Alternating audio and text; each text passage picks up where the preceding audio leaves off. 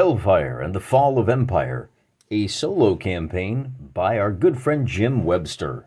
Good friend. I've never met the guy. It's one of those parasocial relationships that are all the rage. This is a map of Decapolis. See, Deca from 10, 1, 2, 3, 4, 5, 6, 7, 8, 9, 10. There are 10 cities. We are surrounded by barbarians. Hippos is the capital. It's a port city. Trade it is enabled by the use of these rivers.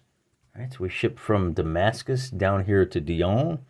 And then there's little smaller rivers, not quite big enough for shipping, but, you know, cities are mostly built on rivers. Kanatha recently completed their investigations into energy weapons. Let's take a look at what happened last year. The year is 24, is it 2447 or 25? I can't remember. This is a list of our cities. Remember, we got the 10 of them, including Philadelphia. I shortened it to Philly. They're a factory town, and then they have researched. Oh no, Kanatha is a factory town that researched energy weapons. Now that's complete, right? So we've gone through a number of years. The year is 2947. There you have it, right there. And in Hellfire and the Fall of Empire, you are trying to keep you're the governor. You're the planetary governor. Planetary governor. We're governor of the only place on the planet you want to live. Like I said, we're surrounded by barbarians, but as long as we maintain connection with the Empire, we won't enter a Dark Age. Although, again, just to remind you guys, the Dark Ages weren't dark because they didn't know anything. Our age is the real Dark Age because we don't know what was going on. Barbarians came and burned all the records. They knew what they were doing. There was plenty of science going on. So what we do is every year we got to figure out what our budget is. We got to figure out what our military force is. See, we can recruit new companies of soldiers, and if you get 3 or 4 of them, you can recruit a whole battalion. So what I did, all these little crossed out lines here show the Imperial forces that have been removed to the Imperial core. We're way out on the fringes of space. So I rewrote our roster. This is our order of battle. We've got high-tech tube artillery battalion. We've got a support and recovery battalion. These guys have energy weapons, flak armor, grav tanks, all kinds of good stuff. We can't quite produce that yet. We're a few generations behind. But what we do have is an electronic countermeasure company. That's going to give us an advantage over the barbarians. We've got 3 field medical teams. So if we get raided by 3 different barbarians, we can limit our losses. Even if we lose and it becomes a Pyrrhic victory, we can limit the chances of that with our MASH units. We've got a single engineer battalion. And if we get raided by a couple of guys, we'll have to pick who the engineers go with. That'll be kind of an ace in the hole for us. And 1 aircraft squadron. Then we raise the 1st Hippos Battalion with 3 mechanized infantry. So these are the speedy guys. And then we've got 3 companies of support and recovery battalions. Because every year there's a chance that these guys get recalled to the galactic core to serve the Kaisan Empire itself. Essentially, we're trying to lay the groundwork for starting an empire of our own here. If we get raided, we do have a couple of things going for us. Each of our cities, half of the population can be recruited as expeditionary companies. They will go anywhere within our little mini empire of our district to fight. The militia companies, well, they won't. They'll only fight within the immediate surrounds of their city. So if we take a look at this, just for example, Philadelphia, well, let's pick an even number, right? So Pella is a financial center. There's only a population 8, so I can send 4 companies to help if Rafana gets attacked. But they have 4 companies that will just stay home all the time. And bear in mind that the expeditionary companies are a little tougher. They've got flak jackets, so we may just want to keep everybody at home. So that's kind of the lowdown of where we're at right now. And I've gone ahead and I wrote out what the questions are. Oh, I also checked the math on this, but we'll look, because you have to worry about how much it costs to fund these forces. So for 2947, we have to run down our little checklist. And today I have something new. Make our life a little easier. Look at this. I got one of these little fold flat. You undo the snaps. So I can roll my dice here. It won't clatter on the table quite as loud. There were a couple of different colors. I went with a nice brown, nice dignified faux leather dice roller thing. And that should help us. That should help. See, now, wherever I roll the dice, as long as I can hit the basket, you guys will be able to see it. First thing we're going to check for is whether or not the Kaizen Empire withdraws one of the two units. There's a 1 in 3 chance.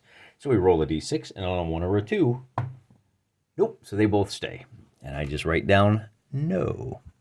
Then we have to check to see if the planetary governor dies. There's a 1 in 20 chance. On a 6, he does not. Now, next year, we are going to reduce that from a 5% chance. Well, we're going to increase it to a 10% chance. We'll start rolling a d10. And that's what this little note is right here. The next thing we check is, did the Navy leave? There is a 1 in 3 chance. I wrote 2, but it's really 1 in 3. 1 or 2, the Navy left. This is going to be a problem for us. The Navy leaves, yes. And in the back of my mind, man, I really thought they did that last year. I didn't go back and rewatch the last episode. I know it's only been a few weeks for you. It's been like 6 weeks for me, so I might be wrong. But if I went back. So here's my record. 2943 is the first year. Does the Imperial? Oh, the Navy doesn't start withdrawing it for a while there. I think it's actually on. Yeah, there we go. 2945, starting in year 3.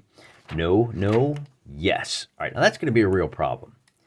In days gone by, to figure out how many barbarian hordes hit us, we roll a d6 and we subtract 4. Now we're going to roll a d6, and whatever we roll, that's how many barbarian hordes come knocking on our door.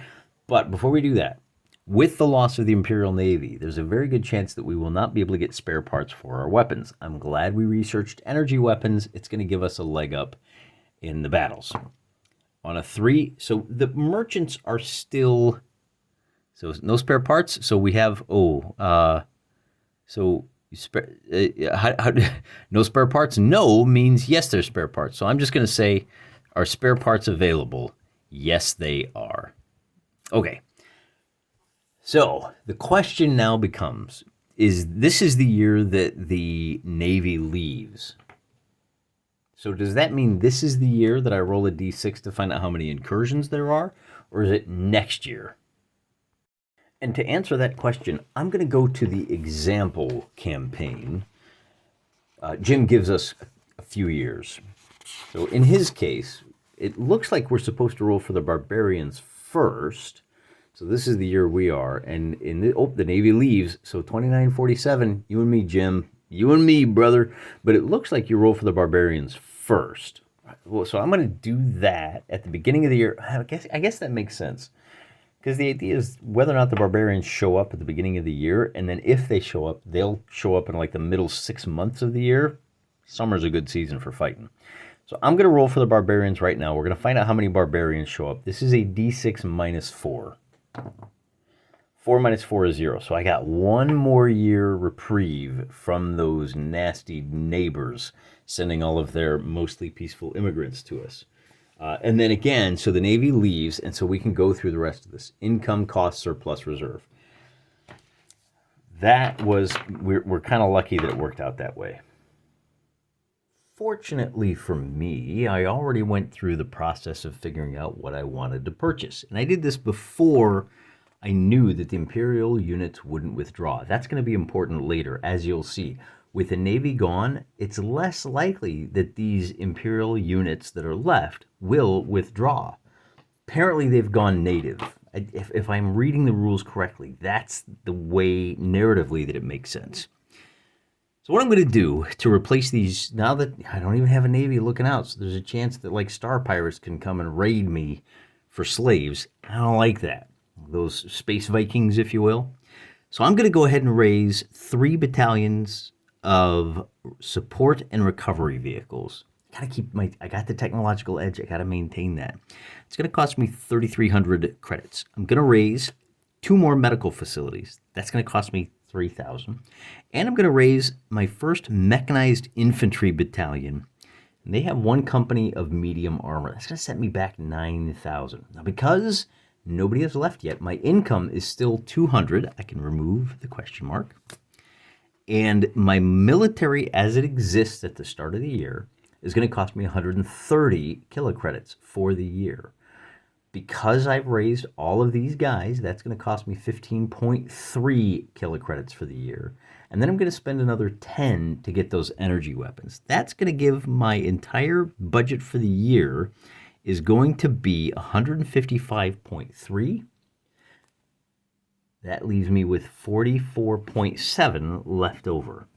And that 44.7 is going to get added to my reserve. So I'll write down 44.7. And so my reserve winds up being 255.7 kilocredits. And I'm going to need all of that.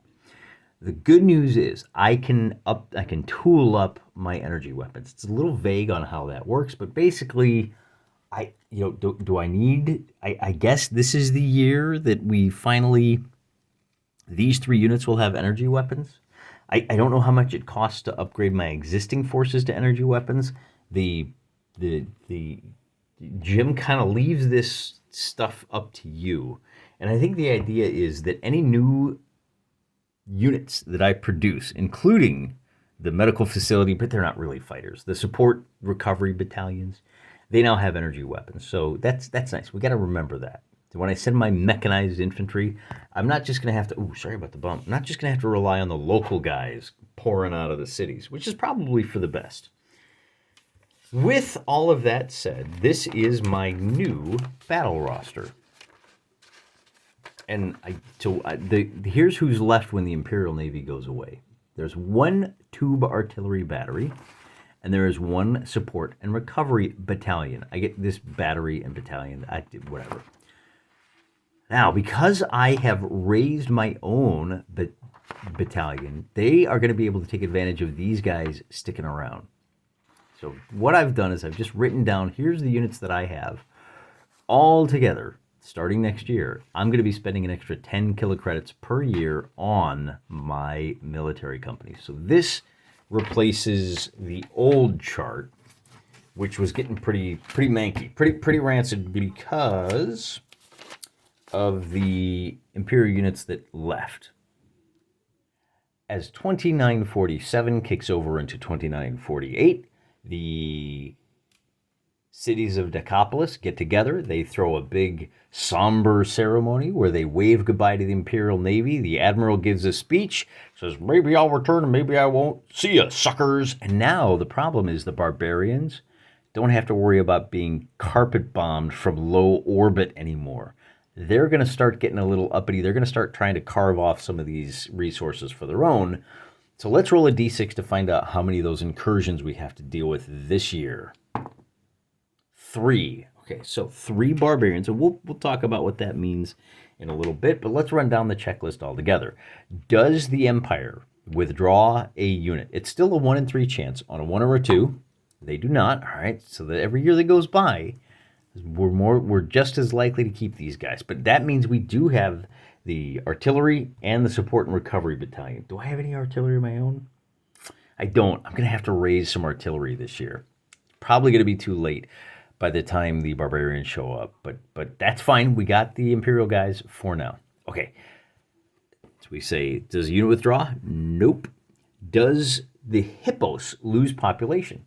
Remember that the capital city is the government city, and that means there's going to be a lot of Imperial citizens. This is probably the kind of outlying district where third sons go off for 5 years to learn what it's like to try to make something of themselves. This is where minor functionaries get assigned, and they say, yeah, there's a chance to prove myself. There's no chance for that anymore. All the movers and shakers are headed out. So there's a 1 in 6 chance every year that we lose a population from Philly. It's our only government city. So let's find out on a 1. Okay, nobody leaves yet. Then we have to check for the 3 financial cities. All of the bankers want to go where the money is, and that ain't here, brother. So I'm going to roll for Gadara, Pella, and Philadelphia. So 1, 2, looking for 1s, 3. So none of them lost any. Now, from here on out, since they can't really project force with their space boats, don't touch my boats. The Imperial orders become polite requests on a roll on a 1 or 2. Okay, 6. So that is not the case. Are they polite requests? Nope. We're going to still treat them as Imperial orders. Hey, we're coming back. The Admiral says, don't worry about it. We just need to go put down some rebellions, Just need to fix some stuff back home. We'll be back. So we're still going to honor any requests from the Empire. I don't know what that means. The situation changes in a way that we'll deal with when we see it. For now, but one of the other questions is, do we end the spare parts availability? The high-tech stuff, is it going to stop flowing into our little outlying district? Yeah, okay, so that's going to be a problem for us. And what it means is that after battles, we're not going to be able to recover nearly as much stuff. Our governor, our Imperial governor, the guy that's been in charge, he has survived 5 years. He was probably an older gentleman anyways. Probably, I'm not even going to say an age, because I know my audience. I don't want to insult anybody. So now there's a 1 in 10 chance that he dies. All right, so 7, so he does not. And we're gonna roll. I think it's after 5 of these rolls, it becomes a 1 in 8 chance that he dies. And so there's a very good chance. But and that could be complicated because that can launch a civil war. Right. So okay. So we've gone down that list. Like I said, I think I want to get my own local artillery company in action. So the first thing we do is we look at our, so I've got it here, our income for the year is still going to be, well, I think it's going to be, I think it's going to be 200, but I need to go back and check the rules because here's the question. Do we do all of this financial stuff first or do we do the barbarian incursions first? To answer that question, I'm going to once again refer to the example campaign that Jim includes back here in the book. Roll for barbarians, get a 3. No, right? So government cities are roll for each mercantile city. And then here we go. Now we have 3 barbarians causing trouble. Oh, so according to this, all 5 make the roll. So we do income, cost, surplus, reserve. So I got to do all that first. After carefully reviewing this book, the editing's not great. We've said that before. I'll try to stop harping on that. To understand where I'm spending my money for raising new troops, I really need to understand a little bit more about who's invading the territory. Because the game drops from an annual game to a monthly game. And the months are a little weird. If there's 10 months, well, basically like December and January, it's too cold, nobody does anything. So we're really only looking at the middle 10 months of the year. And the first 2 and the last 2 months, first February, March, and then like I said, October, November, people have better things to do. They're getting ready for Halloween. Even the barbarians, they especially like Halloween, I'm sure. So what we're going to do is take a look at which of these barbarian forces raid. And as I said, there's 3 of them. Now, each of the barbarians has 1, 2, 3, 4, 5 different options for what their policy is going to be. So I'm going to roll 3d10 to find out who is actually showing up. And what we're doing now is we're turning the clock back to 2947, actually. My Imperial spies are out there. I've got the DIA, the Decapolis intelligence agency, is buying off people. And so I'll have an idea of who all is coming and what I can do, and I'll have policies in place for this. So let's go through this real quick. Let's find out what these 10 are. I'm not going to tell you what all 10 are, because I'm going to start filling these into random locations. And once I've filled in my arrival slots, then I'm going to call a hard stop. So I might not have to deal with all 10 of these guys. That may make my life a little easier. There's a couple of other things I did inadvertently that made my life easier, but we'll get to those in a minute. So let's find out. I'm going to roll a d10, and the first one is going to be an 8. So we're going to get the Wheelan supremacy. I'm going to get the popular front. Those jerks. And I'm going to get the Puka. So those are our 3. Then we have to roll a that's a d6. Okay. And we'll start with the Puka since they're at the top. They are most likely going to be raiding, but they might be able to be bought off, and they might be able to serve as paid allies. We roll a d6, and on a 3, they're going to be raiding. So we have to deal with a Puka raid, and this is where we start to generate some tabletop battles.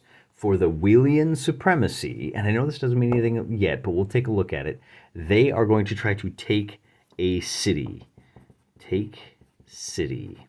And then for the last one, the popular front, they are, and you'll notice, they're not likely to raid. They take several cities. Most likely, they're trying to carve off some of our territory. They can be bought off, though. So they've come and they've said, hey, we are ready to attack you, but you know what? We're kind of broke. If we pay the Dane Geld, maybe we can get rid of the Danes. Starting with the Puka, they are mountain tribes, shunned by all others. They started as a commune of vegan lawyers, exiled for plotting to overthrow the emperor of the day. Since then, they've adapted to their circumstances. Bunch of smelly hippies. We're not buying these guys off. They manufacture nothing save a few leather goods, probably some hemp beads, and pay their way by trading in slaves. Yeah, these are commies. Successful raids are celebrated by drinking the blood of their victims mixed with raw spirits in drinking cups formed from the skulls of their enemies. Oh, maybe they're not all bad. In later years, being more diet conscious, they now add fresh orange juice to the mix. Ah, Jim, you nut you. All right, well, let's find out what a raid means. A unit will have D6 plus 4 bases of infantry, who count as having obsolete projectile weapons. They fire, and then there's some stuff here. And then mounted units. So let's see what their force size is. And again, he talks about the infantry and then the mounted, and then he goes, oh, by the way, if it's normal, which I think that's us for now, they're politically unstable, roll a D6. On a 1, you get a new head of state, and that means that that plays into their policy vis-a-vis us. If they have a new head of state, then they will not come at us after all. But as I said, they're going to be raiding. So we have to come back here and we say, okay, they're going to hang about in a city territory, taking anything that is an income, each move a rating that they raid. So if I don't do anything, they'll just hang out, and I will lose 2 points of tax income for the year from that city. They do this until they're chased off, until they equals the city take. At which point, toss a coin. Heads, they go home. Tails, they move to another city territory. Yeah, I don't like that. A raiding force will allow itself to be bought off if it rolls a 1 or a 2. A raiding force will allow itself to be hired as paid allies if it rolls a 1 on a D6. So we can actually buy these guys off. We can say, hey, once we know how big they are, we can throw money at them to go attack the Wheelians, which may be what we do. But let's take a look at the Wheelians first. For the Wheelian supremacy, a military dictatorship trying to weld what are still tribal peoples into a cohesive whole. This young state has some natural resources, and whilst previously almost entirely agricultural, is trying to build up some manufacturing capacity. It looks forward to the Tillian Republic for inspiration, so the Tillian Republic may be next to us. We may have to deal with those guys. Maybe we don't. Maybe they're on the other side of the Wheelian supremacy. If we take a look at their forces, a unit will have 8 bases of infantry, count as having personal projectile weapons. Oh, they're fighting us on flak armor. Oh boy, they're fighting us on even footing. Yeah, I don't like these guys.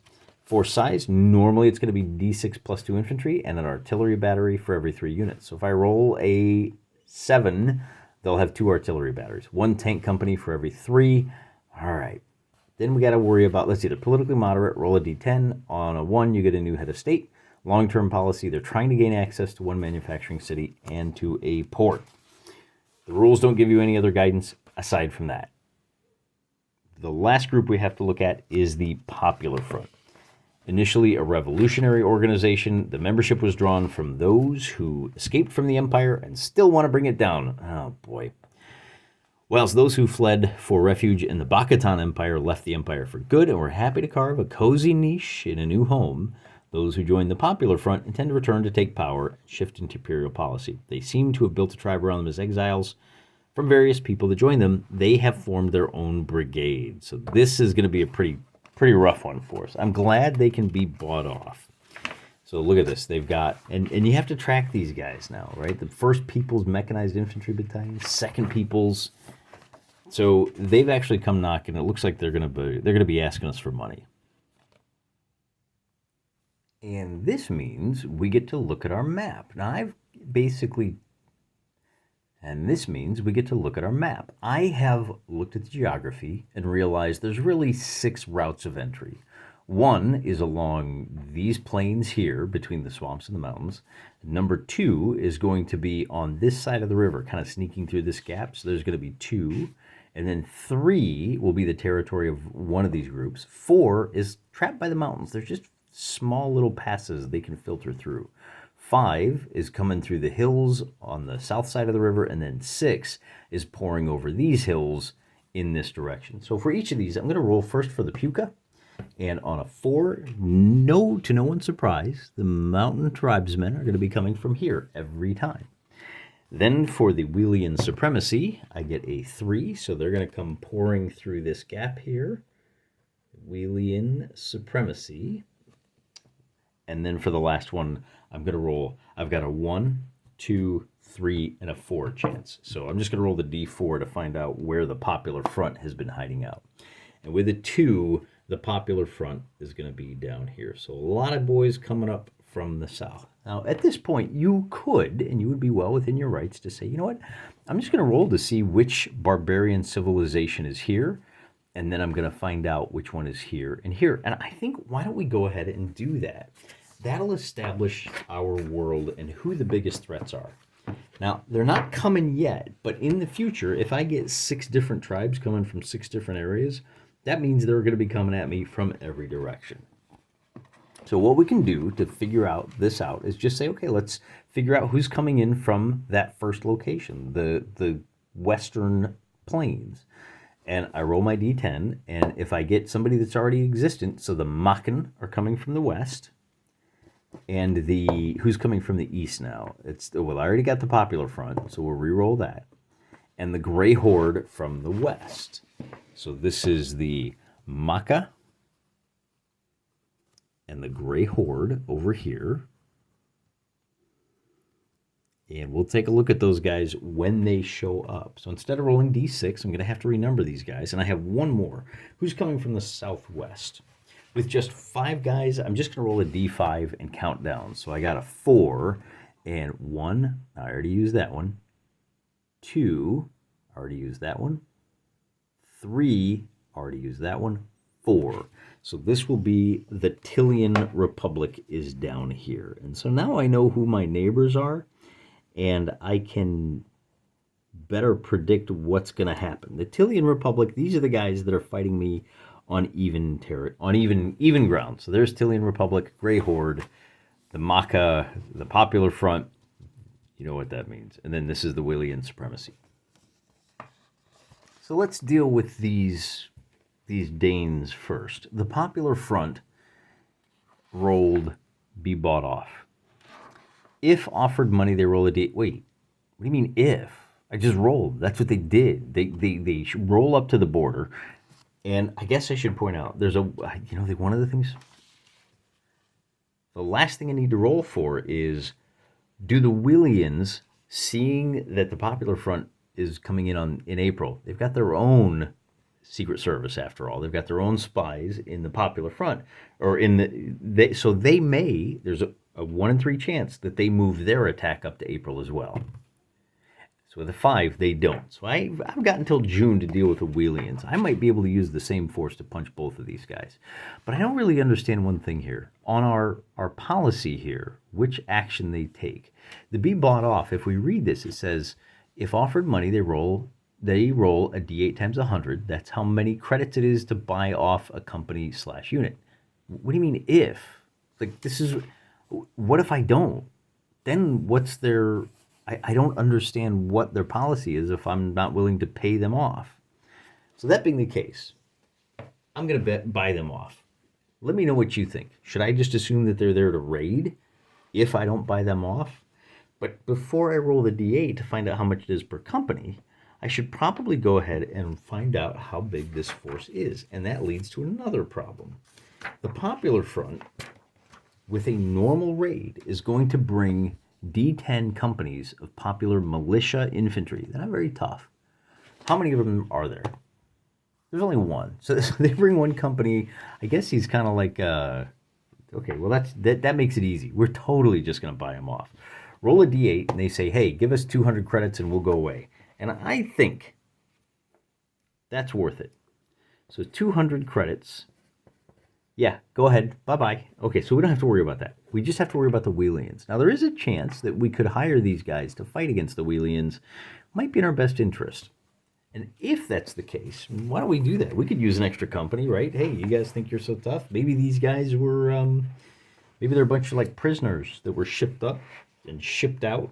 Said, make your own way. And they came to the border and we said, hey, whoa. Before you start raiding our little small towns here, why don't you just join us and help us fight off the Wheelan supremacy?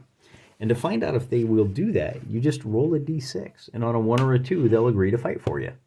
So there you go, on a 1. So we have 1 extra company, 200 credits to fight. So that's cheap, man. I love it. So when we do our battle, we're going to have 1 extra company of popular militia, 1 company of militia fighting for us. All right, we'll take it. Now we have to find out exactly what happens. That happens in April, and then in June, the Wheelan supremacy shows up. Remember, this is a military dictatorship. They're going to come from down here, and their stated policy goal is to, they want to gain 1 manufacturing city and a port.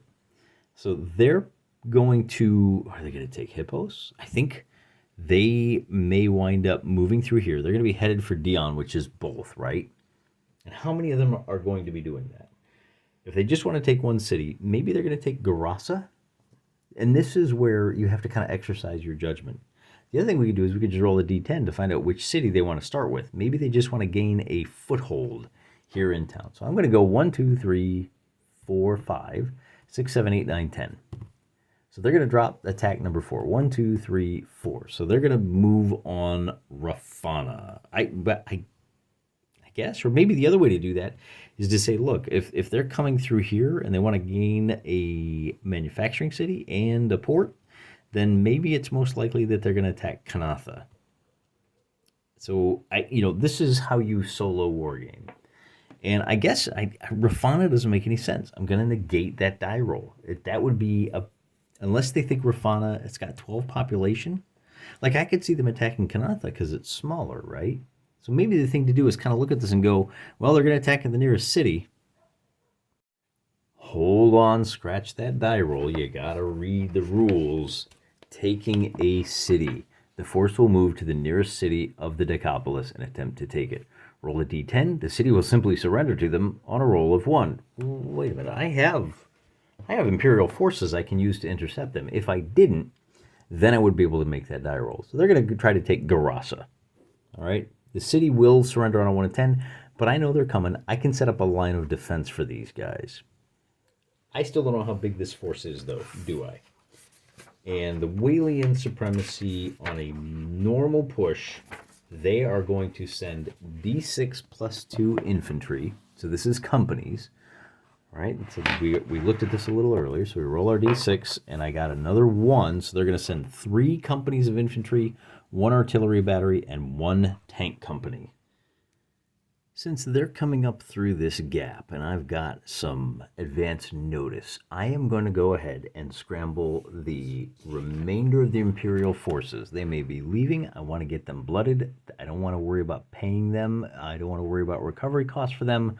But all I have is artillery, support, and an aircraft squadron. You can't win a war with air support. You need boots on the ground. So I will be scrambling the 1st Hippos Battalion. That's 3 companies of mechanized infantry and 1 medium tank company. This means I have got an overwhelming force, but you still got to fight the battle out. And I'll show you how we're going to do that in the next episode. But just to be clear here, the tank companies kind of cancel each other out. The artillery kind of cancel out. So what this means is I've got 3-on-3 with the infantry companies. Oh, but I have the Puka, or the Popular Front, helping me out. So I've got a 4-to-3 advantage. Plus, I have aircraft support. Plus, I have this support and recovery. So whatever casualties I take, I'll be able to replace them much better than the Wheelians will. All right, so that's kind of what we're looking at here. I could scramble expeditionary companies or militia companies, but I'm not going to do that right now. In fact, we're about to wrap this episode up for now because I've shown you how you plan out the year.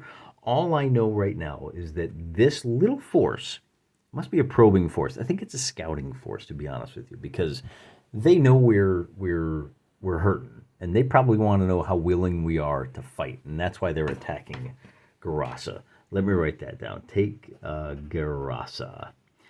And I'm also going to try to husband my resources.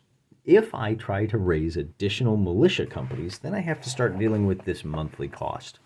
And I'm not sure how persistent this is. So it's pretty easy. I need to spend 50 credits per company. And remember, Garasa here, with a population of 13, is going to have a total of And the little smiley face there, it's an artistic city, okay? So I can raise a total of 7 home defense and 6 expeditionary companies. And it'll cost me, for the first month, it'll cost me 200, and then I need to figure out for the next 5 months, right? So basically 6 months at 150, that's going to be, what is 900? Did I get that right?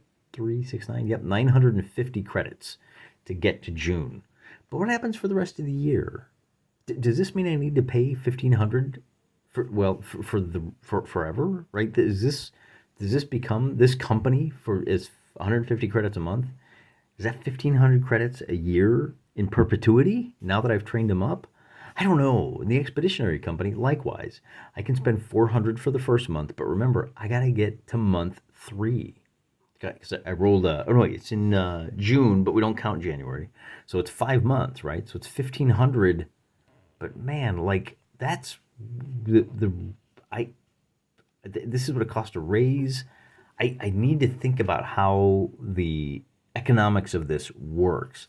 I probably do want to raise some of these. And because the raid is coming so late in the year, the rules actually say with 3 months of training, they'll be fine. They're green, they're not great, but they're at least a competent fighting force. So I can do that. I just need to figure out how many, and then we can kind of look at, and I'll probably do that off camera, and then we can sit down and say, okay, well, what does it mean when we have our forces fighting each other, and how can we resolve this in a way that doesn't resort to what we saw in the other campaign, where I'm just drawing arrows on a map, and it's, I'm doing things on a company by company basis. And maybe I'll just kind of show you what it looks like Jim is expecting. He's expecting that you're going to have, okay, these bases of infantry. Well, wait a minute. This Grey Horde, these bases of infantry, are these each companies? And then here's the reaction for each of those companies. So I think for him, each of those bases counts as one company. Well, it's easy for the barbarians. They don't have to worry about economics, not the way I do. So I need to think, now that I've gone through the process and hit this kind of brick wall, I'm going to retreat. I'm going to do a little more research. I'm going to do a little more thinking about what exactly this means. And then when we come back, maybe we'll actually do like a battle somehow and kind of look at what happens for the fight and finish off this second year. I know this was a slightly longer episode than last time. Once you start throwing barbarian hordes at you, things get really complicated. And that's what we like. If this was simple, it would be a hobby for everybody. And we all know it's just not. This is a big brain hobby. Let's keep it that way, shall we? Let's keep running these kind of overly complicated logistical nightmares and calling it fun. Because, it is. Hey, until next time, guys. I'm praying for you.